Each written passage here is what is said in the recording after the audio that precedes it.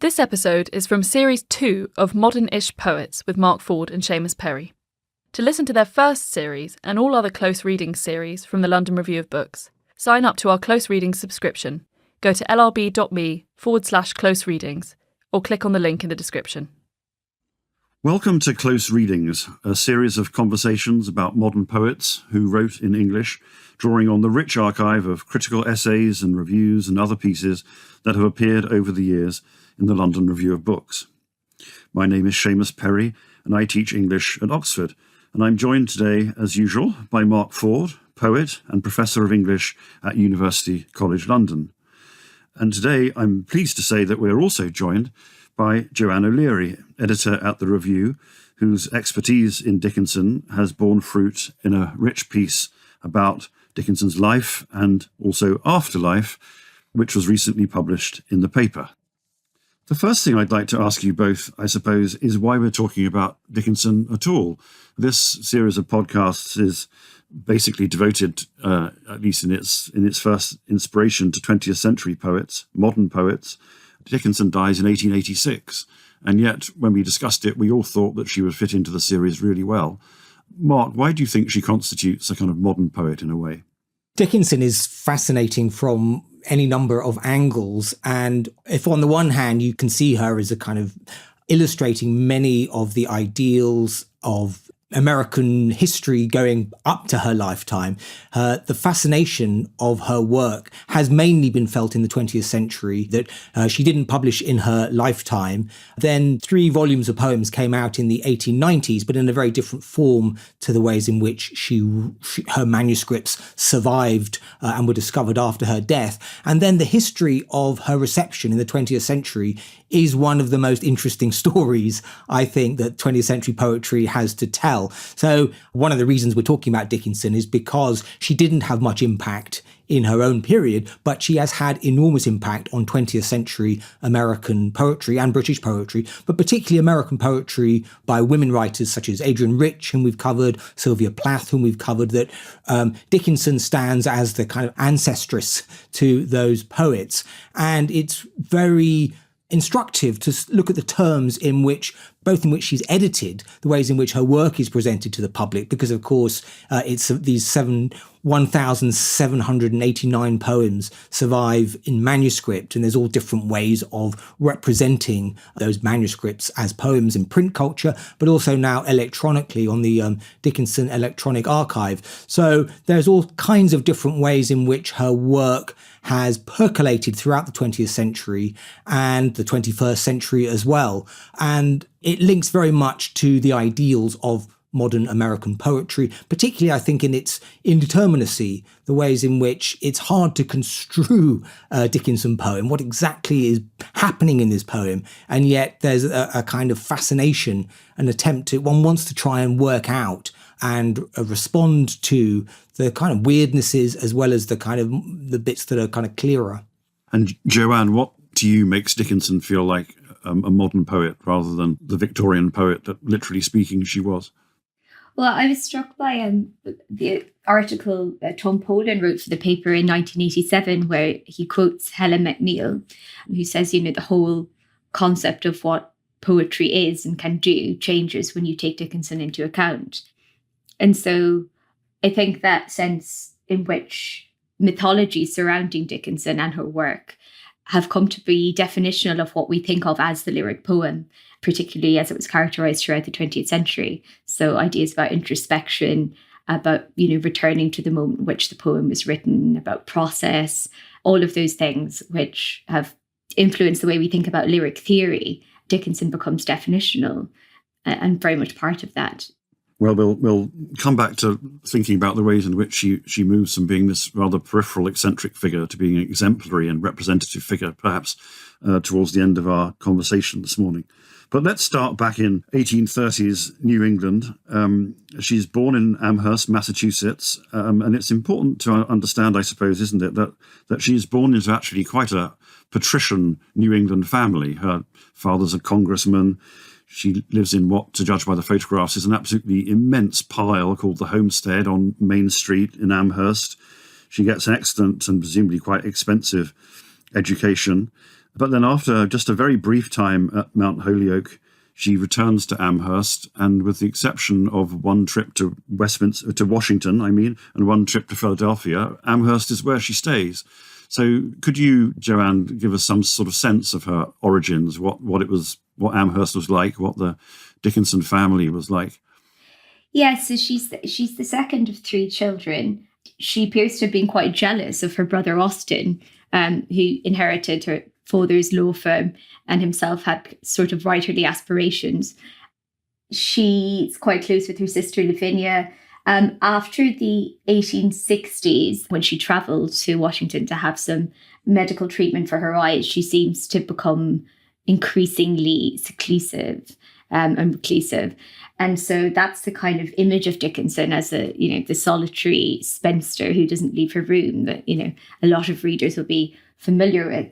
But it's also quite misleading. I mean, she corresponded very, very widely. I think we have about a tenth of her letters exist in print. Her sister burned hundreds of them. So we have about 1,000 letters. And that's thought to be about a tenth of her output. But she preferred to correspond with people rather than to meet them in person. She has this wonderful idea that immortality and letter writing have something in common. They have no corporeal friend, that, she enjoyed the company that on the page as she could create it and call it into being. So yes, she was very seclusive, but that happened as time went on. In her earlier years, she was quite vibrant and enjoyed socializing and all of those sorts of things, but increasingly devoted herself to her poems and sat at her 18-inch desk, and that was that. She read very widely. The house had an enormous library, and subscribed to the Atlantic, the Springfield Republican, and all of those sorts of things. And she took an interest in what was going on. I mean, at 16, she writes to her brother Austin from Mount Holyoke, asking, who's the nominee for president? I've been trying to find out since I got here and nobody will tell me. And has the Mexican War ended? And if so, how? So this idea that, she wasn't interested in what was going on in the wider world isn't quite representative, I think. So it's the first of many contradictions, I suppose, we're going to come across, that she's at once reclusive but also rather sociable, even if sociability takes a very kind of textual or writerly form. Amongst those early friendships, Mark, the friendship with Susan Gilbert seems the most important, perhaps. Can you say a little bit about the role that Susan Gilbert plays in Dickinson's life and sense of herself? It's a very complex and in some ways rather unknown area, the extent to which Dickinson and Susan Gilbert, I don't think anyone can define accurately the nature of their relationship. Susan Gilbert married Austin Dickinson, had to be persuaded to, and she and Emily were very close, and and a house was built next door to the homestead, which I've been to, and it's absolutely terrific place to kind of wander around and have a look at. It is rather palatial. The Evergreens next door is slightly less palatial, but Austin Dickinson and Susan Gilbert Dickinson lived there, and a lot of Emily's poems were sent across the hedge, as they used to say, and Susan would engage in kind of correspondence about these poems, and the intensity of their relationship can't really be sort of underestimated. And in terms of the circle to which with whom Dickinson corresponded, it was a very, very literate culture, a very writerly culture that she existed in and had grown up in. That Puritanism is a very kind of writerly culture. You write everything down. And there's a sense in which she has a poem which is, "This is my letter to the world that never wrote to me." But the world wrote to her all the time, and she wrote to the world all the time. And that sense of an economy, an epistolary economy happening was really vital to the ways in which the poems kind of channel emotions and express those emotions. And these are private letters, but they were letters that also would be read out to relatives. So we're talking about a kind of domestic economy in the different houses with whom she corresponded. And her idiosyncrasies were obviously well known and recognised. But I think Susan does play a key part, and we'll come on to the aspects of the publication later. But it is important to keep in mind you've got the homestead, and next door to it, the Evergreens, with Austin Dickinson and Susan and their three children. And in the homestead, you've got Lavinia, Emily, father and mother till the father dies, mother has a stroke, and it's Emily and Lavinia and Austin living there. So by the time we get to the early 1860s, Dickinson has become that reclusive person that Joanne's been talking about. And then in 1861 to 5, she has this intense burst of creativity, doesn't she? She writes something like more than 900 poems. So more than half of the total number of poems she ever writes seem to be from this period. And as we're going to go on to discuss, I'm sure, lots of these poems revolve around some sense of damage or despair, or something that in modern parlance we might think of as post-traumatic, or registering the aftershock of some kind of catastrophe. And lots of biographers have speculated about what exactly the problem was, but we can't know, presumably. It remains a secret that the poems are keeping to themselves.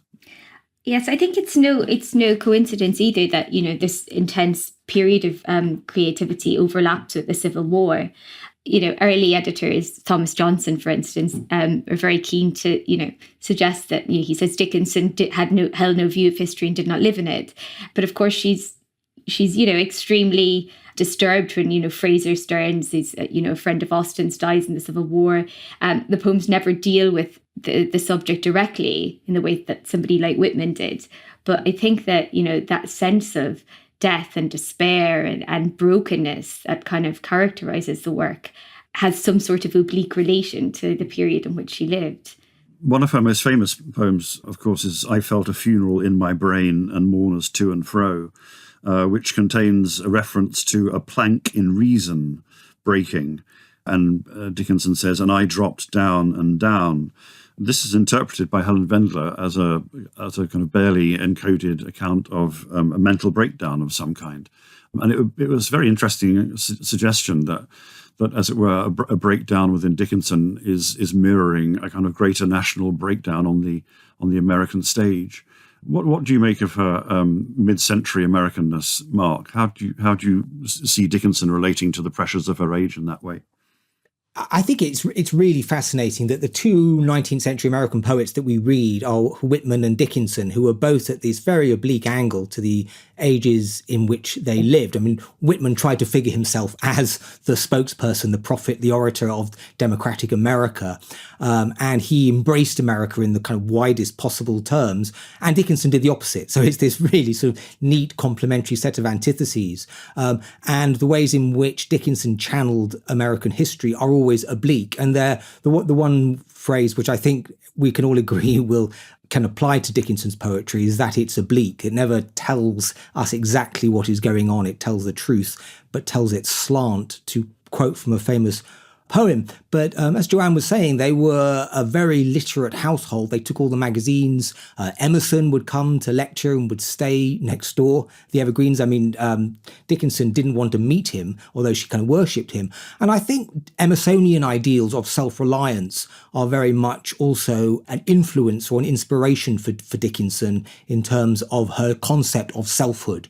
Because however much we try and see the poems as panoramic or as somehow expressing American identity, they do so through traveling through her own forms of introspection. So the extent to which Americanness is encoded there, and she used to sign her letters sometimes America, which is a sort of winsome or annoying habit, however you want to think about it. So that sense of her seclusion and her resistance to convention in some ways is as extreme as Whitman's, and it involves also the ways in which she responded to the conventions of poetry, that her poetry doesn't look like anyone else's before or since, in the similar way that Whitman's doesn't really resemble anyone else's. So they're immediately identifiable as a Dickinson poem, and the way that it conjugates states of interiority with a kind of fineness of discrimination, which is kind of overwhelming at sometimes. You track her into extremes of despair or joy or erotic celebration. Wild nights, wild nights. We don't know if she had any wild nights, but she was certainly moved to celebrate wild nights. Well, I think on that point, we ought to have a poem, oughtn't we? Joanne, would you like to read us a poem? Perhaps It Might Be Lonelier, which you write about in your piece in the LRB that I referred to at the beginning and describe as a particularly sort of acute and rather harrowing self-portrait of Dickinson at this point. It might be lonelier without the loneliness. I'm so accustomed to my fate.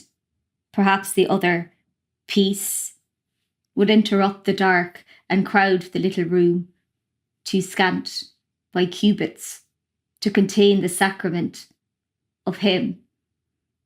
I am not used to hope. It might intrude upon its sweet parade, blaspheme the place ordained to suffering. It might be easier to fail with land in sight than gain my blue peninsula to perish of delight. Well, that certainly bears out the point Mark was just making, doesn't it? In that no other poet could conceivably have written that either stylistically or I suppose even thematically, really. In your piece, you talk about the way that the poem shows us, as it were, the virtues of solitude, while also kind of deploring the devastations of loneliness. Could you say a bit more about that? It's very interesting, that idea of solitude in the Dickensian universe as being in some way a kind of enabling thing as well as an isolating thing. Yes, I think I describe it in the piece as, this fear that she had that society would force her to, fix an identity. And she did think in those Keatsian terms of negative capability. It was important to her that she could occupy several personas, as it were. I mean, she writes to Sue about this and she says, if I stopped to think of the figure I was cutting, it would be the end of me. And so solitude enabled her to project these sorts of imaginary selves. But I think it was also a quite painful imposition. And, she felt it quite keenly. But there's a sense in which she needed that pain or that suffering or that isolation. It was one of the preconditions for her of creation. And I think that's captured very well in that poem. And the same year you have, Stan Bowles, who was the editor of the Springfield Republican, with whom she often corresponded, writing to Austen, Vincent's brother, complaining about her seclusion, and says, to the Queen Recluse, my especial sympathy that she's overcome the world. So, people were quite barbed toward her. And that resistance to, as it were, the social nature of identity, Mark, do you think we should relate that to issues of mid-century American gender politics, or is that narrowing it too much? It's interesting that she didn't actually engage in she wasn't at 1848 Seneca Falls Convention on women's rights, and that her concept of selfhood fits in to a large extent to Emersonian ideals of self-reliance, and that poetry was the means whereby you would project all these possible other selves. I dwell in possibility, a fairer house than prose, and she kind of fused poetry and possibility. So I guess one of the things that strikes anyone who's read all through Dickinson's oeuvre is the extraordinary imaginative freedom and scope and diversity and range of self-projection available there. And the paradox was that by refusing to fulfill a particular kind of social role, she was liberated into a kind of a sense of poetic possibility. And in that, she sort of fits in with American heroes like Huckleberry Finn, who's only feels happy when he's on the river escaping with Jim and so on. So the notion that the American selfhood existed by evading social conventions and also evading definition is one which can be sort of illustrated time and again by her self-figurations. What I suppose is interesting for us is why they matter. Why do these self-figurations, which are kind of quirky and original, why they have gained such a hold on readers? And the first volume that she published was popular. It sold out. It went through, 3 or 4 editions, was it, Joanne? Yeah, it sold out three editions between November and December 1890, which really surprised the publishers, who, really felt like they were taking a punt on this sort of extremely eccentric poet. And, she'd been subject to rigorous editing, and her work had been, conventionalized in a way that later critics would come to be extremely dismissive of and critical of. But, at the time, editors saw this as, this really experimental work and something they weren't sure the public were ready for, but the public lapped it up really, which is interesting in itself. Tom Paulin, in the contribution to the LRB that you mentioned earlier, Joanne, talks about the poetry being moved by what he calls a battle against the father. And you quote in your piece a good bit from Camille Paglia, where she says it's possible to read Dickinson in a feminist way that's sort of too sentimental or sentimentalizing, as Dickinson as a victim of male obstructionism and so on. I wonder where you locate yourself on that question of the relationship between Dickinson and a kind of proto-feminist poetry. Yes, I mean, it's interesting, isn't it? She, as Mark alluded to, she took no real interest in the feminist movement. I mean, I think Christiane Miller suggests that she didn't actually like other women very much, but her poems do radically deconstruct what she saw as the patriarchal order that governed 19th century verse making, and you can see that throughout the kind of letters and the pronouns she chooses to use when she speaks about the orthodoxies of the day. But she also, and I kind of talk about this in the piece, seemed to crave the orthodox and crave convention because that was the benchmark of conformity against which she could push and define herself. So we see this, she reaches out to Higginson in Thomas Wentworth Higginson, of course, man of letters, abolitionist, himself actually great, canvassed a lot for women's rights and things like that. But she reaches out to him after he has written a letter to a young contributor, a piece in The Atlantic, which is encouraging young writers, particularly women, to write and publish their work. And, asked him for guidance. And it's this extremely kind of disingenuous letter, which she fashions herself, he says, as a soft and kind of breathless child. But, when he suggests that she modify her verse in any way, she's absolutely resistant in every instance. And yet she continues to send these letters saying, but will you help me? But will you give me advice? And she calls him, my preceptor. And she says, you say you do not understand me. Men say that to me, but I thought it was a fashion. And yet that she kind of needs this dialogue, that she needs to keep this relationship intact and keep it going and sustain it, is itself interesting. And I think it just shows how interested and in authority she was, and that she needed something to break or dismantle, really. So yeah, I think she profited from, that's what Paglia says, she profited from this kind of disparity. So one of the things, Mark, that she's resisting, which is perhaps most idiosyncratic, most original, is the idea of print altogether. You alluded to this a little bit earlier on. And we should try and convey to our listeners, shouldn't we, that the corpus of poems as she experiences it is a vast collection of bits of handwritten paper, with a tiny handful of poems seeing their way into print in newspapers, but otherwise nothing in print. Yes, I mean, about sort of 10 poems that were published in the day, and they were robbed of her, that punctuation was imposed upon them, and she didn't like that. She also tied her poems together into sort of what Loomis Todd called fascicles. I think Mabel Loomis Todd, whom we'll come on to in a minute, invented that particular term for these little booklets. So there's a kind of home industry aspect to the ways in which the Dickinson workshop functioned. And she stitched these things together, and she may have ordered them, and scholars dispute the extent to which the order matters or doesn't matter. But there are many versions of the same poem. But she also wrote on any old bits of paper that came to hand, on envelopes, on shopping lists, on bits of chocolate wrapper. And these kind of scraps, as they were called, were preserved, fortunately. And whether they're finished poems or unfinished poems, we don't know to what extent, what status they had in Dickinson's own mind. But it does tie into that notion of, which I think is a very fundamentally American one, of poetry as an ongoing process. Poetry is not something finished, or in the way that a Keats ode is finished and printed and done. That the American ideal of a poetry which is endless and without conclusion, to use one of her terms, and that she, like Whitman, fits into that notion of poetry somehow being resisting convention and prolonging itself endlessly and without any kind of, without conclusion. In his LRB piece about one of several editions of Dickinson that have appeared more recently, Danny Carlin makes the point that the decision to keep all these things in manuscript, to keep all these things as handwritten, as it were, homemade objet is a very sort of purposefully kind of tendentious, striking up a very sort of purposefully tendentious relationship to print.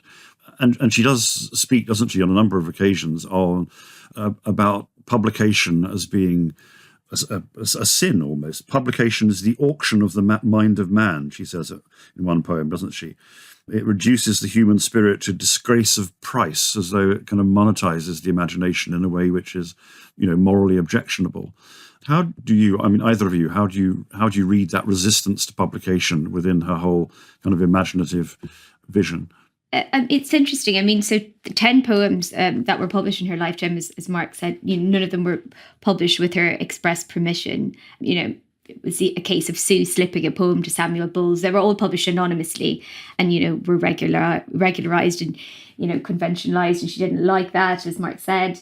She's embarrassed when one of her poems appears in a newspaper because she's told Dickinson, publishing is not something that she's interested in any way. It's, Dickinson suggests at one point that she delayed to publish, and she says publishing is as foreign to my mind as firmament to Finn.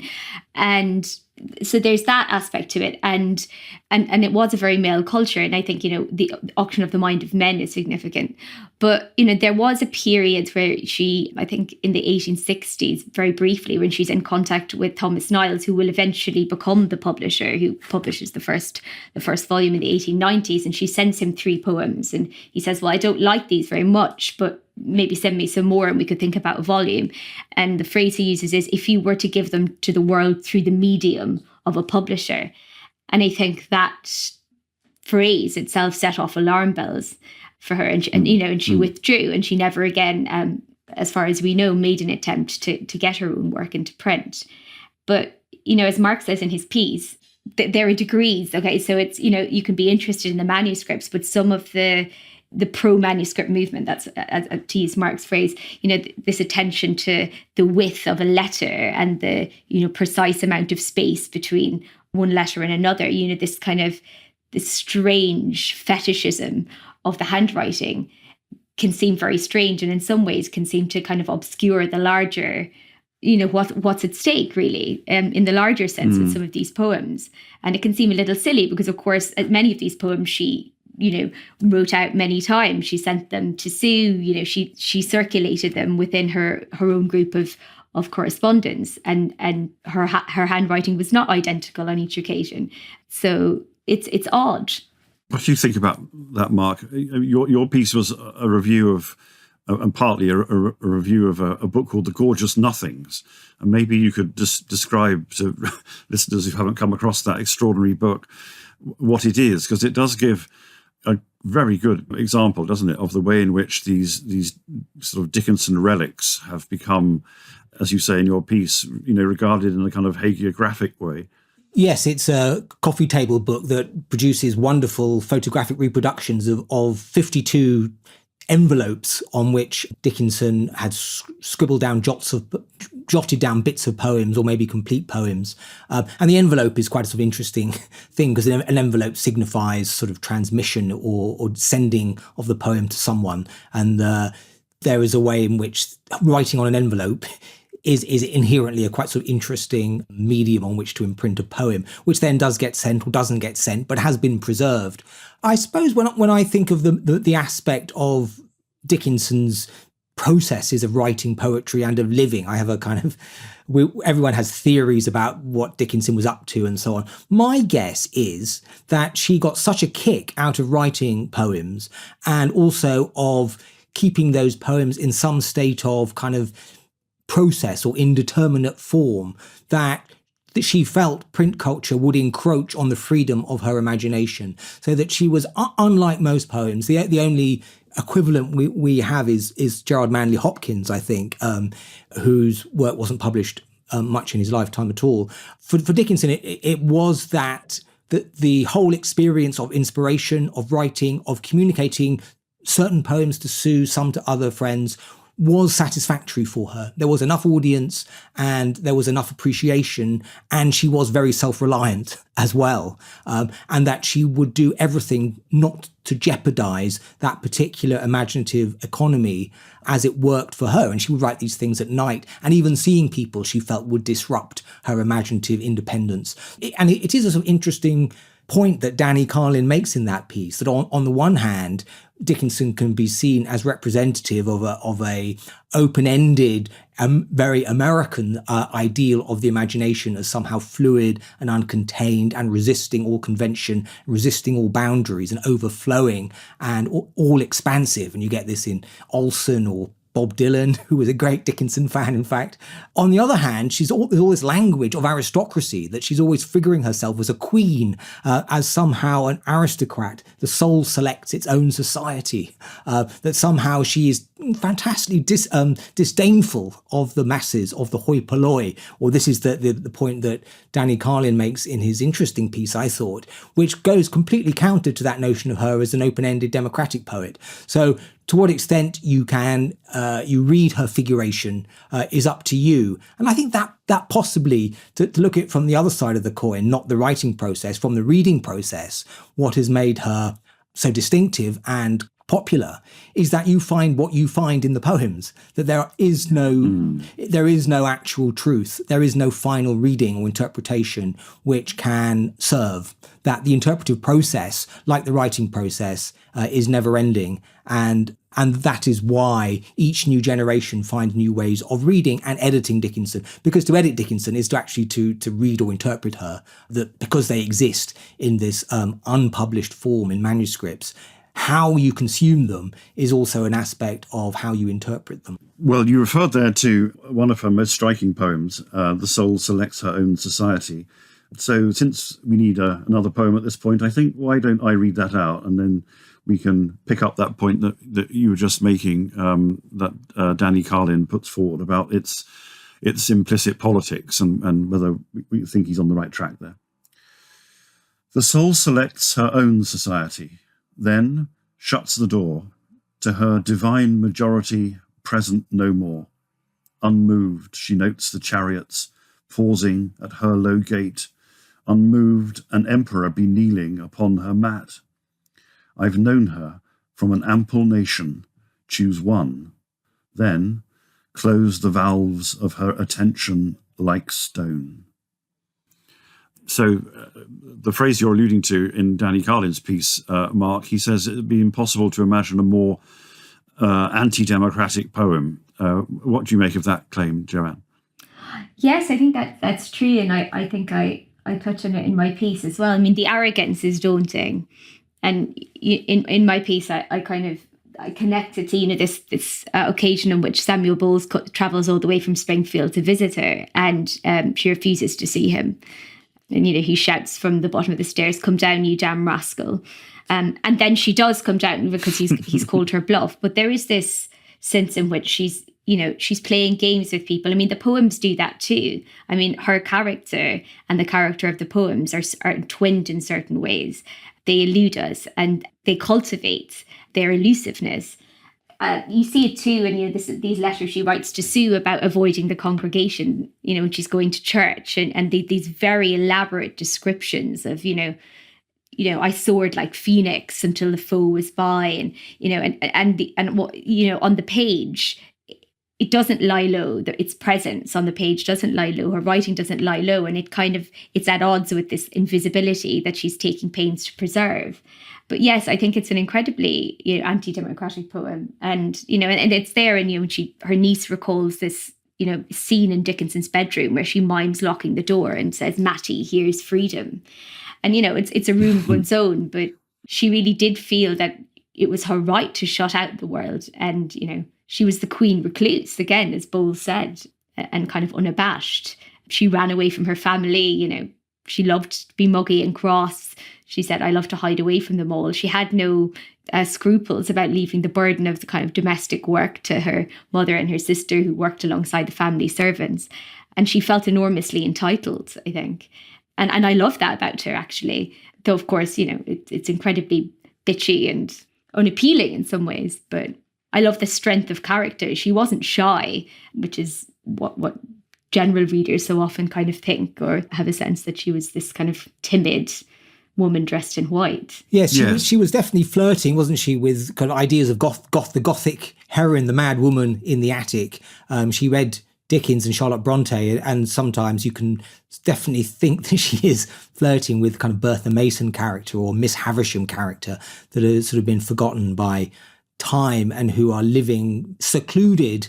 So the extent to which she is deliberately playing with those genres and with the stereotypes associated with those genres, to what extent she's flirting or teasing us or kind of playing with us as readers as she played or toyed with the citizens of Amherst, is something which is, again, open to interpretation, and one of the kind of ways in which she continues to fascinate, because we don't know the answer.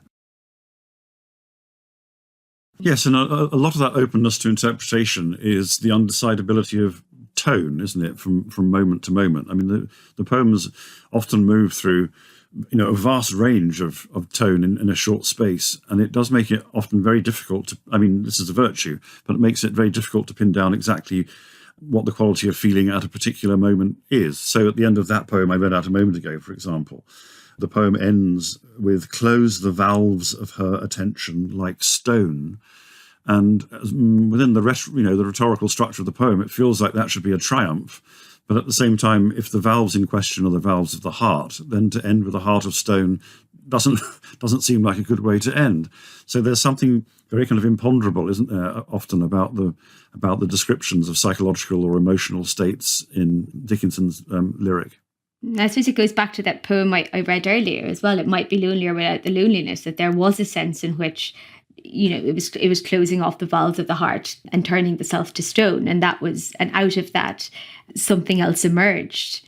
And the attempt to kind of preserve that absolute solitude, that absolute self-containment or self-reliance, as Mark's been talking about, was really important to her. But, it's quite dark and depressing in some way. In that one, she's triumphant, but in a lot of other ones, she's not so triumphant. She seems to be experiencing or to be writing in the wake of some trauma, which is kind of overwhelming and kind of cataclysmic, and which has left her completely bereft of all guides or compasses or sense.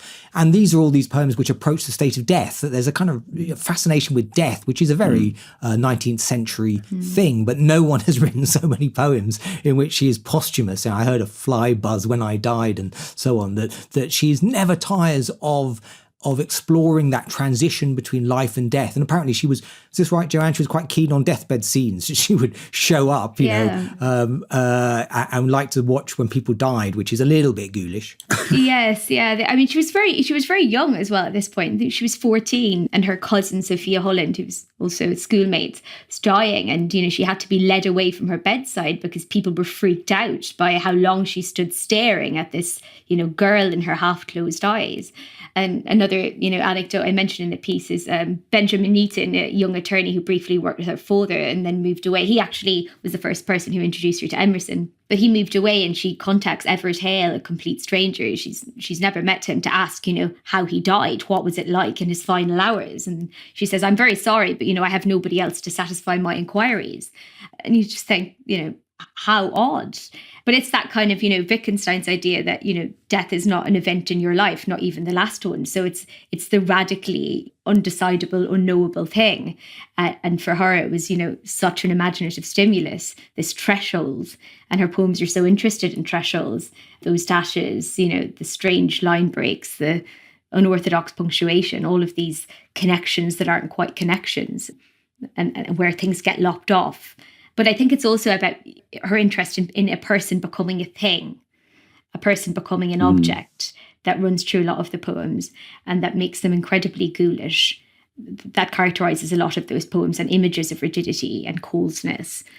It's also the Puritan inheritance coming in as well, isn't it? The sense of the afterlife is immortality. So when she uses the phrase immortality, is she talking about a kind of a biblical afterlife, a life in heaven? And her religious skepticism, she veered between extreme religious skepticism and some poems which you can conjugate as expressions of belief, but also the notion of poetic immortality, that the poems are kind of reaching for immortality. Sorry, I cut you off, Seamus. You going to say something? I was just going to say that interest in the posthumous and, as it were, the nearly posthumous seems so characteristic, so central to her whole mode of literary thinking that I wondered if we oughtn't to have an example of it. If you could read us something, Mark, that shows that particular death instinct within her imagination. Yes, I mean, if you Google Dickinson and death, you would get quite a lot of lines would turn up. I'll read "It Was Not Death," one of my favourite poems, because of its kind of insistent drive towards this state of utter negation, which is in some ways mimetic of a death which is not leading to heaven. This is a death which is a complete sense of blankness and, to use the final words of the poem, despair. It was not death, for I stood up, and all the dead lie down. It was not night, for all the bells put out their tongues for noon. It was not frost, for on my flesh I felt siroccos crawl, nor fire, for just my marble feet could keep a chancel cool. And yet it tasted like them all, the figures I have seen, set orderly for burial, reminded me of mine, as if my life were shaven and fitted to a frame, and could not breathe without a key, and 'twas like midnight, when everything that ticked has stopped, and space stares all around, or grisly frosts, first autumn morns, repeal the beating ground.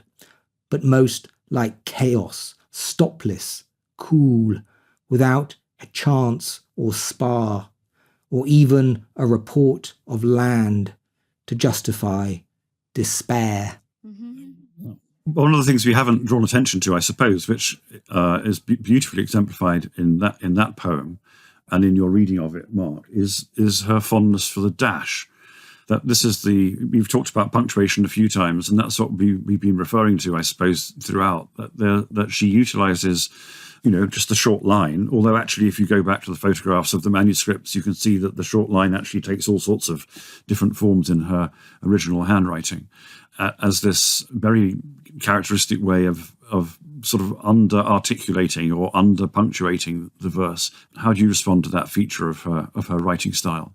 It's a way of keeping the poem open, isn't it? On one level, it's a way of choosing, not choosing, to use one of her own phrases, that you somehow can stitch these things together. And it's a very deliberate term I'm using there, stitching, because they were stitched together as physical objects, but they also stitch together the different clauses so they exist in kind of apposition to each other rather than as part of a fully punctuated sentence. So it's a way of keeping the poem in process, which is just what 1950s abstract expressionist poets like Frank O'Hara or painters like Jackson Pollock like to do, keep the whole thing fresh and alive and undetermined. So there's very much ways in which she looks forward to postmodern notions of undecidability or indecipherability and openness. But at the same time, a poem like this also looks towards the work of someone like Edgar Allan Poe, in which people are always being buried before they're dead, and that kind of fear of premature burial, that sense of emotions being so overwhelming that you feel like you are dead and unable to breathe. And the stitches are almost like breaths in between the different clauses.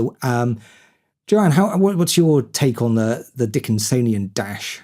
Yeah, I mean, it's as you say, it is a way of keeping things open and keeping things alive. I mean, the dash is interesting because it's a connective, but it's also a puncture, and I think she's playing with that quite a lot. And of course, in a poem like this, It Was Not Death, you have the hymn meter, you have 8-6, 8-6, and then suddenly in the fourth stanza 6-6, 8-6, but then the dashes truncate that further, and so they're kind of working in opposition to this kind of ghost of common meter that's lying behind the poems. And they're very difficult poems to read, so you reach a dash and you think, how long should I pause here, or what should I do, what's the difference between a line break and a dash? And so all of these questions are kind of undecidable. There's no answer, and you run up against the limits of your own breath when you're reading the poems, and you decide how to voice them. They're not prescriptive in a way, but they challenge us. But, I quote in my piece, Denise Levertov talks about the Dashes. She thinks there's something kind of horribly arrogant in the Dashes, and they bother her. And she, for her, she thinks they're very cold. They make her shudder. And she describes, Dickinson as a bitchy little spinster. And there is a sense as well in which these Dashes are extremely confrontational on the page. We have to find a way of inhabiting them. And it's not an easy thing to do. It's also true, isn't it, that although, as Mark says, the Dashes work, as it were, to open up possibility in that kind of 1950s spirit, but the universe that they describe is one of absolutely, catastrophically restricted outcome. I mean, this poem is only heading in one direction, isn't it? And it's heading towards despair. So there's a kind of a play between the openness of the verse as a texture, as a kind of linguistic texture, and the extraordinary kind of limitation, claustrophobic kind of unhappiness of the world that it so often describes. Yeah, her poems are sort of conjugations of interiority, aren't they? Often quite expressionist conjugations of interiority. And the denotations are so extreme and refined, and new kinds of emptiness or nothingness or despair is what she finds ways of expressing in poem after poem. The Dashes, we should say, we all got rid of by Mabel Loomis Todd, and we probably should move on to the terribly weird events which saw Dickinson into publication, which... Yes, okay, let's do that. So just to finish off her biography for people, by the later 1860s, she's almost entirely a recluse. She won't even open the door when people come to see her. She'll speak through the door to them, but won't open the door to them, which itself seems rather a wonderful metaphor for the way that her poems work. As you remarked at one point, Mark, her father dies in 1874 and her mother has a stroke, so things are getting darker and darker, really. And then in 1886, at the age of only 55, Dickinson dies herself. And then the story of her life over, the no less remarkable story of her afterlife begins. Lavinia, her sister, thinks that some of these things, these bits of paper that she discovers in the house and the poems that she knows Susan next door has should be published. And so she turns to Susan in the first instance, and nothing much seems to happen. And then Joanne, she turns to Higginson, who has been one of her several literary advisors, and then to someone called Mabel Loomis Todd. So perhaps you should explain who Mabel Loomis Todd was within the dynastic history of the Dickinson family and the role that she plays in bringing these poems to print. Yes, so Mabel Loomis Todd arrives in Amherst in 1881, and she's best remembered as Austin Dickinson's mistress, the woman who destroyed his marriage to Susan Gilbert. She was, incredibly beautiful, incredibly outgoing, incredibly ambitious and literary. And as soon as she arrived, Susan Dickinson actually took her under her wing. And she managed to ingratiate herself with the Dickinsons. She spent a lot of time with them. And she never met Emily, of course, who by now was about 15 years into her seclusion. But she did pursue her fervently, sent her notes. Dickinson's responses are, very, very funny. Mabel sends her a letter when she goes away to Washington for a few months, and Dickinson says the parting of those who've never met, a sort of strange thing indeed.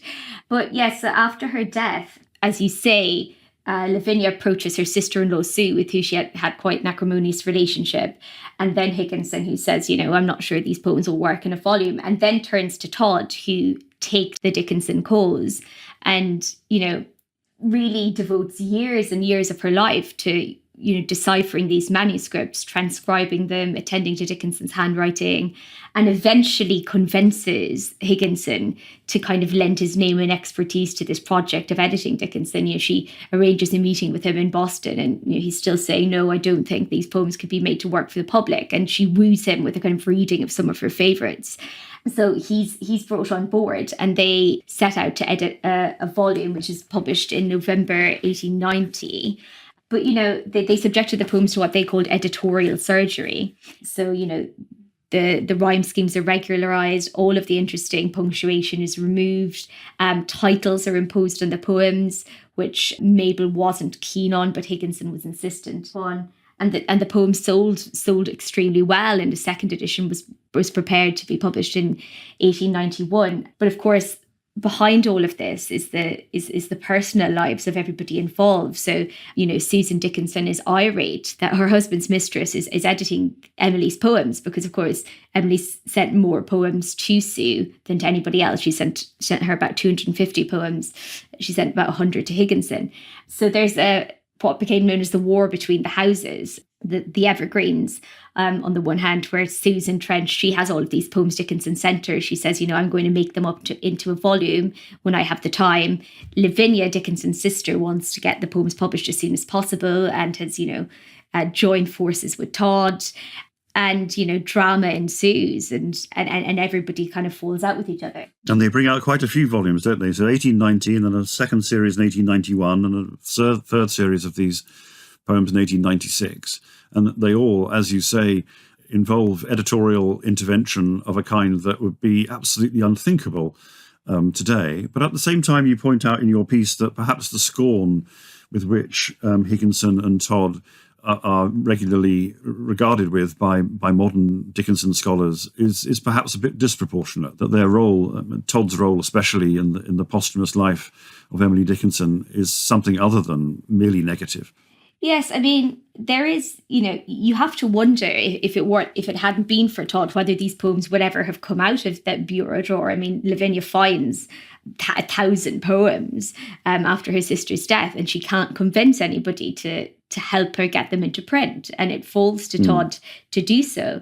And although the poems were conventionalized and regularized and all of those things, the first publisher they approached, Houghton Mifflin, they were appalled that, a man of Higginson's stature would be recommending such weird poems. So the idea that there was some ideal editor in the 1880s, 1890s who would have printed these poems in a kind of unmediated way seems to me slightly wrong-headed, because there really wasn't. There's a sort of interesting link as well between the unconventionality of Dickinson's poems and of her life, and the total unconventionality of Austen and Mabel's affair, that they were living in a ménage à trois at sometimes. They both kept diaries, didn't they, in which they'd record their orgasms, which were pretty frequent as far as those symbols seem to indicate. And they would meet in the homestead downstairs while Emily was upstairs and Lavinia was making herself scarce for these sexual trysts with Sue next door at the Evergreens. You couldn't make it up. It's sort of either a sort of Nathaniel Hawthorne story in which the devil descends on some kind of New England community, and all this piousness is proved to be some kind of have its obverse in the satanic rituals of kind of sexual orgies, or it's some kind of lurid kind of melodrama in which kind of sex is clearly the key thing bringing Mabel and Austen together. Both their diaries and their letters survive. So it is something it's described by Lyndall Gordon in a book which Susan Eilenberg reviews for the LRB, book called Lives Like Loaded Guns, which is, I think she calls it a steamy beach thriller. Or maybe that was you, Joanna. I can't remember. Somebody called it that was Gordon, but I agree. It is the most kind of rollicking account of sexual goings-on in this small New England village where everyone is proper. And Austen Dickinson is the most proper person in the whole of Amherst. He's the kind of head of the university. He's the most dignified man. And yet here he is flinging himself at somebody, well, they come together. She's 27 and he's 54. And they stay together for 13 years until he dies. But Lyndall Gordon suggests that Mabel Loomis Todd really wanted to kill Susan Dickinson. She was a kind of Lady Macbeth figure and was wanted Austen to murder her rival in some way. And so it gets even more kind of violent and extreme. And the violence, it's suggested in that book and is in some ways mimetic of the violence going on in Dickinson's poems, all these volcanoes which are erupting, this lava of repressed feelings suddenly emerging and creating this. I mean, it was partly perhaps a rather utopian society for David Todd, Mabel Loomis Todd and Austen Dickinson. Mabel Loomis Todd procured women for her husband and they engaged in foursomes and so on. I mean, this is surely not standard behaviour in the 1880s, is it? No, one would assume not. Although David did die in the end stages of syphilis, so it didn't all work out so well for him. But yeah, I mean, Sue, on the other hand, there's these descriptions of her ripping the, marital wallpaper from the hallway in the Evergreens. And she's just absolutely, wrenched apart by this affair. And, Mabel is incredibly brazen and unapologetic. And, obviously much younger than her. I mean, Sue's the same age as her mother. And, Sue wasn't herself aware that David was kind of complicit in this affair and referred to him as little Dud David, and couldn't understand why he was allowing his wife to carry on with her husband in this way. But, David had a job working at Amherst. He was an astrologer, and Austen secured his promotion and salary increases and all that sort of thing. And it was a kind of, quid pro quo arrangement. He was very willing to put up with this man having an affair with his wife because he got the best of both worlds. He was advancing his career and he was, able to indulge in philandering of his own. Mm. Well, textual scholarship has rarely seemed more exciting, has it? Really? No. And like all good Gothic narratives, the curse descends to the next generation, doesn't it? Perhaps let's just finish off the story of that. So the Susan Dickinson side of things starts bringing out its version of Dickinson's poems, doesn't it, in the 1910s and 20s and 30s. And then there's another contribution, a rival contribution from the Todd side of things. But by this stage, all this is being prosecuted by the daughters, isn't it, of the first generation? Yeah. So after there was eventually a lawsuit. Austen Dickinson, before his death, had said, that he was going to give everything to Mabel. He'd willed everything to Lavinia with the understanding she would turn it over to Mabel. I mean, the man was a lawyer. He knew how these things worked, but he was too cowardly to put it into writing. So after his death, a lawsuit sort of erupted, which, Lavinia claimed she'd been tricked into signing this deed of land over to Mabel.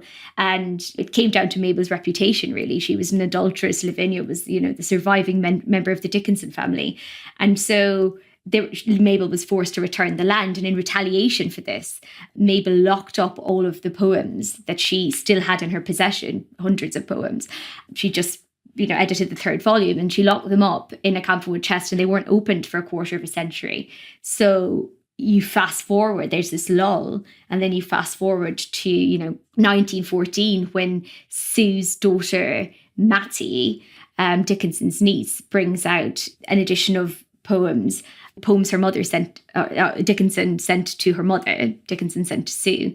And the dedicatory poem is this, one sister had I in the house and one a hedge away, which was mutilated in the 1890s. So, some assume by Mabel, others suggest it was by Austen. But certainly somebody wished to remove evidence of Sue's relationship with Dickinson. And that poem was removed from the fascicle, and Dickinson's sewing holes were tampered with to sort of hide where it had appeared. And then in 1924, she brings out another edition, but the Todds were, kind of appalled by this because it appropriated all of Mabel and Higginson's editorial work and named Mattie, Dickinson's niece, as the kind of sole editor. Similarly with the letters, she published an edition of the Life and Letters, most of which had been lifted from Mabel's 1896 or 1894 edition of the letters, 2-volume edition of the letters. I think 272 pages of the letters were identical. So the Todds really felt kind of maligned at that point. And, Mabel was convinced she would outlive Dickinson's niece, Mattie, even though she was 10 years older, in this kind of Mabel way where she's going to go on and on.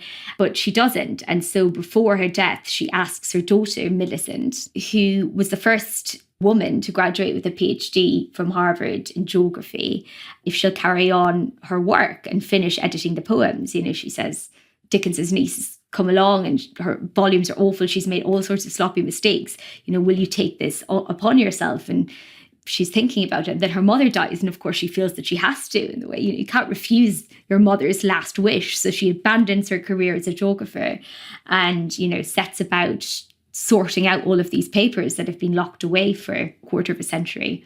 And yeah, it's a good story. And in 1945 brings out, her own edition of the poems with 600 poems that hadn't been published. By then Mattie was dead. So that kind of freed the way, because there was always the threat of a lawsuit. And it kind of went on and on and on. And it just followed through the generations, really, this territorial way of behaving. It is. It really is editorial Gothic.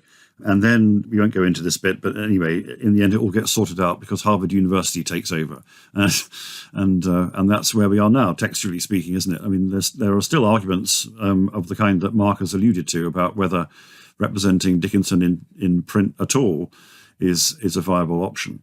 I think it's worth mentioning as well that Dickinson was not popular at all in the sort of 1910s, 1920s, that she had a kind of vogue as a popular poet, rather sentimental poet, perhaps. And then it wasn't until the new critics like R.P.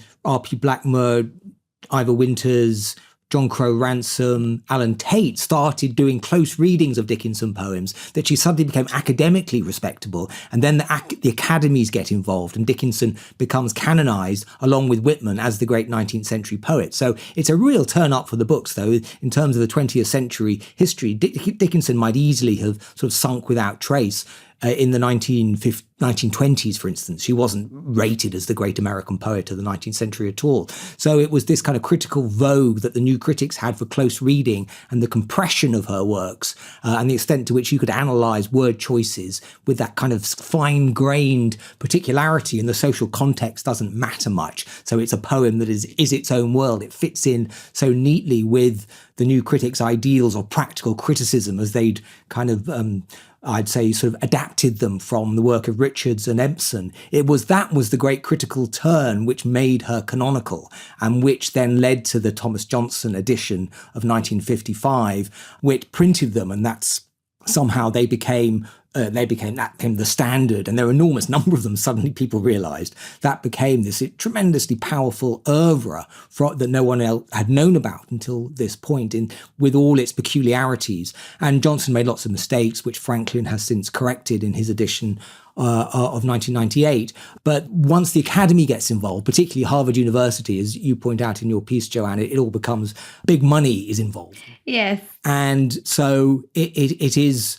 to that extent, the sense of contingency is what is most striking to me about the whole Dickinson story, that chest might easily have been lost. Lots of letters were lost. The extent to which her work wasn't like that of, say, Tennyson or Wordsworth, somehow kind of, bound to survive. Much more, the materiality is fascinating to us because the work, so much of it might not have survived, and possibly a lot of it didn't survive. And that also has a kind of cliffhanger or detective sleuth element to the whole story of her journey into publication. Well, shall we come to a close with an example of the kind of Dickinson poem that those new critics that you spoke about relished and appreciated? Yes, because a lot of Dickinson seems to be about, I mean, I think I mentioned in my piece, there's this tremendous urge to confess and a tremendously strong urge to withhold confession. And that seems to be the sort of source of her obliquity. And she often actually wrote about obliquity in a meta-poetical way. And this poem, a very short one, just sums up that obliquity and the ways in which one is teased by Dickinson, but never gets to the centre or the truth. Tell all the truth, but tell it slant. Success in circuit lies. Too bright for our infirm delight.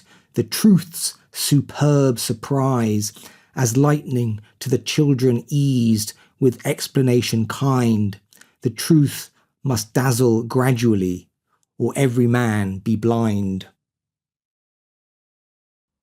This episode is from Series 2 of Modern-ish Poets with Mark Ford and Seamus Perry. To listen to their first series and all other close reading series from the London Review of Books, sign up to our close reading subscription. Go to lrb.me/close readings or click on the link in the description.